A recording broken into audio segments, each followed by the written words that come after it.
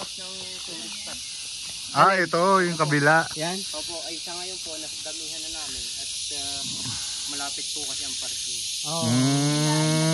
Oo nga naman. Kasi po nahanap dito. Tapos nilagyan nyo na yan dyan, bawal na silang umakyat dito, bumaba pala dyan. Pwede po silang umakyat dito. Pero hindi sila pwedeng bumaba. Opo. At titingnan din yung inyo. Opo. Wala lang ang bababa. O Uncle Jet, pa-picture na. Ayan, naka-video pa. O, video mo na. Galing, no? Yan. Oo, Ito yung sinasabi ko sa'yo, kaliwat kanan lang. Okay. Ito lang ang pagitan, pwede nang pag-isahin yan. Para makarating yung mga taga San Pablo papunta din. Alin ang malawak? Ano nga tawag niya? Pandin tsaka Yambo. Pag binutas lang yan ng kaunti, pasok na ang tubig. Pero meron yan sa ilalim. Meron yan sa ilalim. Ha? Meron daw po. Meron yan dyan. Meron yan, nagtatagpo. Oo, meron. Sabi daw po, pero wala po ko na kami.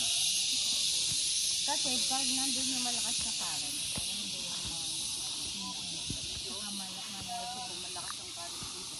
kaya mas marami ang ano dito, tao sa Yambo kaysa dito. Oo, kasi may parking dito.